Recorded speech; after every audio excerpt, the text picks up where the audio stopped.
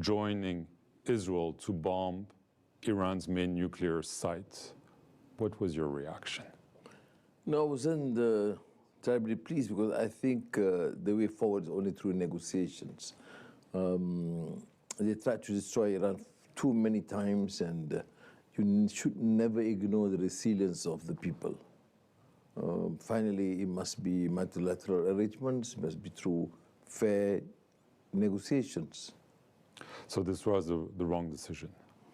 Well, I think it doesn't take into account of the resilience and the capacity and the tenacity of the Iranian people.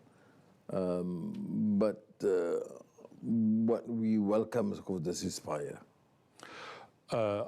Western countries, including here in France, are saying Iran has to abandon its nuclear program. Do you think this is a fair demand, or this is asking too much of Iran and it's different from other countries? What if they want non-proliferation on the understanding that it should not be used as a weapon? Fair. But then it should be consistent. And I think these contradictions, hypocrisy is too real and people don't swallow it anymore. It's not an imperialistic design of colonial period where you can dictate.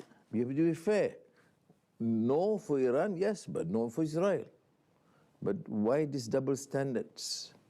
You've talked a lot about double standards because of Israel's war in Gaza. Israel says, we do this to destroy Hamas because they attacked us on October 7. Do you believe that this is Israel's real goal in Gaza? I mean, you must consider people are so idiotic to ignore the fact that thousands of children, babies who are all Hamas operators.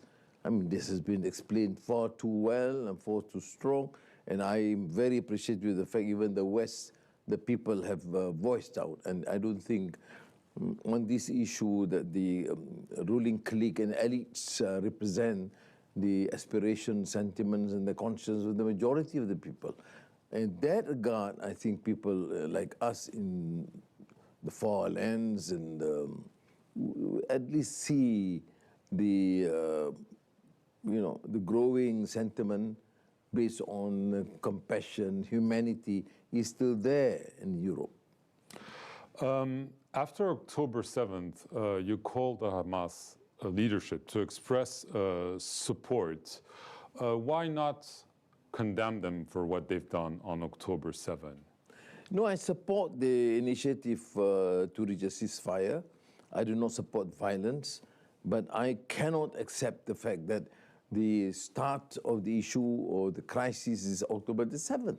I mean, some Western leaders are completely blinded to the atrocities for decades. Why are we silent about all the atrocities happening day and weeks? Lands have been taken. I mean, you the French, you tell us, the spirit of equality, fraternity, for what? You talk about freedom. You understand now why people rise, even against the French colonial powers. Now, why do you condone colonialism? Why do you condone, accept the fact that some areas, Arab lands, can be colonized? That I fail to understand. So I think if you want to urge the Hamas or Palestinians to say, look, have this whole spirit of peace, I did. I mean, of course, the Ismail Haniyeh died in the assassination by Israel, but I did. I met not to provoke and encourage violence.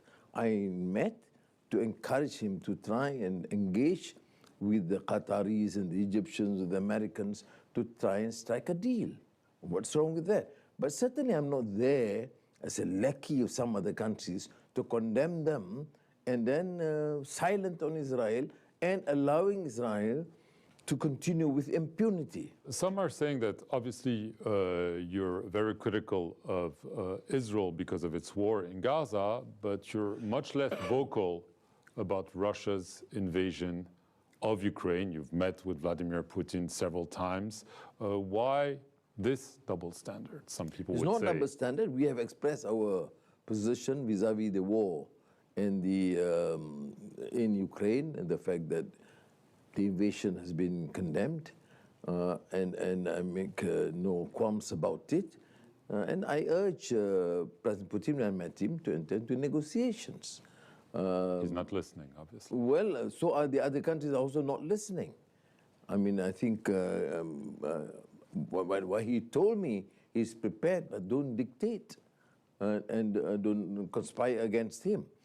I said, notwithstanding this, I don't represent anyone. I mean, we come from a different region and a smaller country, but as a friend, I urge him to then seek some sort of an amicable, peaceful resolution of the conflict.